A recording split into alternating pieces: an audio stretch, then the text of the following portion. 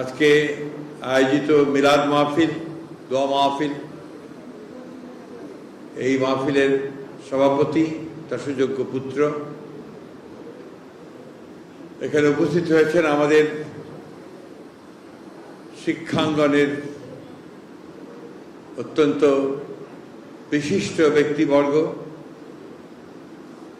সুধীবৃন্দ, ছাত্রছাত্রীবৃন্দ, আসসালামু আলাইকুম। ডক্টর শাহেদা রফিকের মৃত্যুবার্ষিকীতে কথা বলতে হবে, এটা বছর খানেক আগেও আমরা চিন্তা করিনি।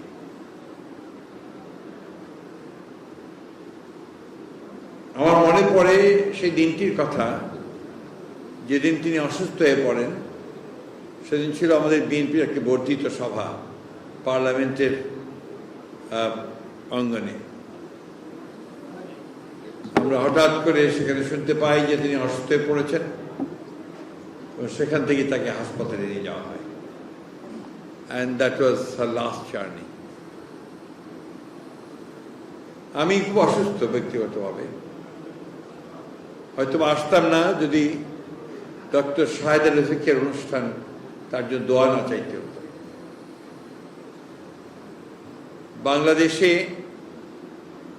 নারীরা অনেক প্রতিকূলতার মধ্য দিয়ে, অনেক বাধা বিপত্তি পেরিয়ে তারা জীবন চলেন এবং খুব কম নারী সমস্ত বাধা এড়িয়ে, বিপত্তি এড়িয়ে তার জীবনকে সফল করে তুলতে পারেন, মানুষের জন্য, জনগণের জন্য, সমাজের জন্য তার কল্যাণকর কিছু করে যেতে পারেন। ডক্টর শাহেদা রফিক তাদের মধ্যে ছিলেন অন্যতম। আপাদ মস্তক একজন জাতীয়তাবাদী, আপাদ মস্তক একজন দেশপ্রেমিক, অত্যন্ত বিদুষী এবং জ্ঞান শিক্ষার প্রতি তার যে অনুরাগ, সেটা তিনি তার জীবন দিয়েই প্রমাণ করেছেন। তিনি যে শিক্ষা প্রতিষ্ঠানটি গড়ে তুলেছেন তা নিঃসন্দেহে সেটাই প্রমাণ করে। আমরা এখন একটা খুব কঠিন সময়ে বাস করছি। এই সময়টা খুবই অস্থির। একদিকে বিশ্ব রাজনীতিতে ভয়াবহ নৈতিকতার অভাব, বিনা কারণেই একটি দেশের সার্বভৌমত্বে হস্তক্ষেপ, বিনা কারণেই দেশের প্রধানকে, রাষ্ট্রের প্রধানকে এবং একটি মতবাদের প্রধানকে হত্যা করা, একটা স্বাধীন রাষ্ট্রের প্রেসিডেন্টকে তুলে নিয়ে গিয়ে জেলে পুরে দেওয়া, এক ভয়াবহ বিশ্ব। আমরা যারা কিছুটা পুরনো মানুষ, কিছুটা বলবো কেন, পুরনো মানুষই, আমরা বেড়ে উঠেছি গণতান্ত্রিক একটা ব্যবস্থার মধ্য দিয়ে, চিন্তার মধ্য দিয়ে। আমাদের ধ্যান ধারণা, চিন্তা ভাবনার মধ্যে সবসময় গণতান্ত্রিক চিন্তা ভাবনাই আছে। আমরা মানবিক মূল্যবোধে বিশ্বাস করি, আমরা মানবতায় বিশ্বাস করি, আমরা গণতন্ত্রে বিশ্বাস করি, আমরা প্রতিটি রাষ্ট্রের স্বাধীনতাতে বিশ্বাস করি। এই মানুষগুলো আমরা এখন অত্যন্ত কষ্টে আছি। চতুর্দিককার অবস্থা দেখে আমরা কেমন যেন হতাশ হয়ে পড়ছি। বাংলাদেশও ঠিক একইভাবে অস্থিরতার মধ্য দিয়ে আমরা এগিয়ে চলেছি। আল্লাহর কাছে হাজারো শুকরিয়া জানাই যে আল্লাহ তার অশেষ রহমতে বাংলাদেশের মানুষ এখনো সঠিক সিদ্ধান্ত দিতে বিচলিত হয় না, দ্বিধা করে না। ডক্টর শাহেদা রফিক ছিলেন সেই জাতের একজন মানুষ যিনি সত্যকে সত্য বলতেন, কালোকে কালো বলতেন, ন্যায়কে ন্যায় বলতেন, অন্যায়কে অন্যায় বলতেন। আমার প্রায় মনে পড়ে, বিকজ একসাথে কাজ করেছি দীর্ঘদিন। তিনি রাজপথে আমার সঙ্গে হেঁটেছেন, তিনি স্লোগান দিয়েছেন, তিনি কিছুক্ষণ আগে আমাদের ব্যারিস্টার সাহেব বললেন যে মামলাও হয়েছে তার বিরুদ্ধে অসংখ্য, কিন্তু সবগুলোকে মোকাবেলা করে, সেই চ্যালেঞ্জকে মোকাবেলা করে তিনি কিন্তু সমাধানের দিকে এগিয়ে গেছেন। আমি আজকে একটু বলা যায় যে কষ্টই পাচ্ছি যে আজকের এই ভালো দিনগুলো যখন কিছুটা সুখের সম্ভাবনা দেখা দিয়েছে, যখন কিছুটা ভালো ভবিষ্যতের সম্ভাবনা দেখা দিয়েছে, মানুষের জন্য কিছু কাজ করার সম্ভাবনা দেখা দিয়েছে, তখন তিনি আমাদের মধ্যে নেই। ব্যারিস্টার রফিক ইসলাম মিয়া সাহেব আমাদের সিনিয়র কালিগ, স্ট্যান্ডিং কমিটির মেম্বার ছিলেন, দীর্ঘকাল মন্ত্রী ছিলেন, বিএনপির একজন অত্যন্ত শক্তিশালী নেতা।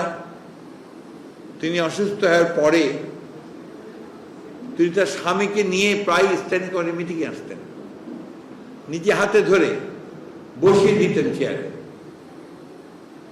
এবং তার যে অদম্য একটা স্পৃহা ছিল যে রাজনীতিতে আমাদের বিজয় অর্জন করতে হবে, আমাদেরকে ফ্যাসিস্ট শক্তিকে পরাজিত করে গণতন্ত্রের পতাকাকে ঊর্ধ্বে ওঠাতে হবে।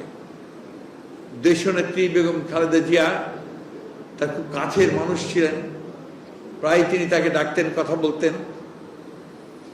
আমি সেই দিনগুলোর কথা প্রায় মনে করি, এখন আর সেখানে এসে আরো বেশি করে মনে হচ্ছে। আমাদের অনেক পথ পাড়ি দিতে হবে।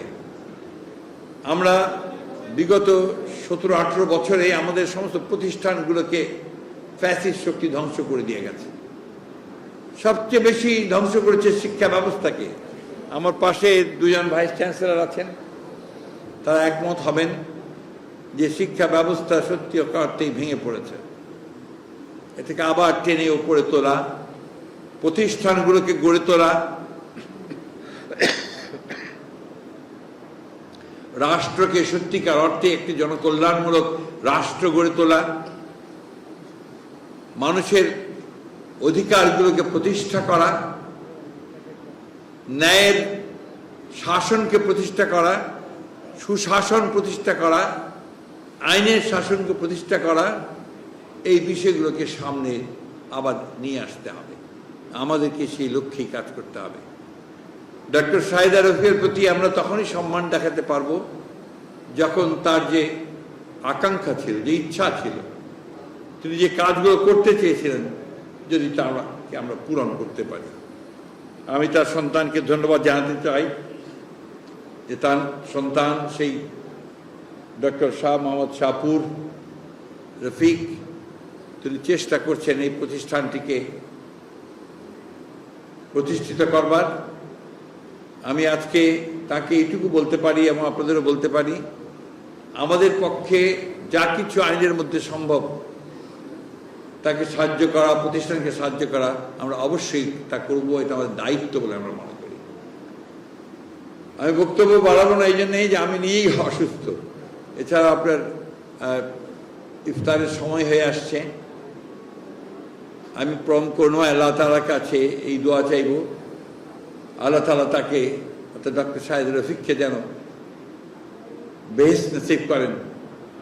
তার সমস্ত যদি কোনো গুনাহ থাকে, আমার মনে হয় না এই মহিলার কোনো গুনাহ থাকতে পারে, তাহলে তা ক্ষমা করে দিয়ে তাকে সেই সব সুন্দর, সবচেয়ে সুন্দর জান্নাতের স্থানে যেন তিনি অধিষ্ঠিত করেন। তার সন্তানদের কাছে আমাদের সমবেদনা জানাচ্ছি এবং এইটুকু প্রতিশ্রুতি দিতে পারি যে আমরা তাদের এই প্রতিষ্ঠান শুধু নয়, তাদের চলার পথে আমরা তাদের পাশে থাকব। ডক্টর সাইদা রফিকের যে আদর্শ, সে আদর্শকে সামনে নিয়ে তারা যেন এগিয়ে যায়।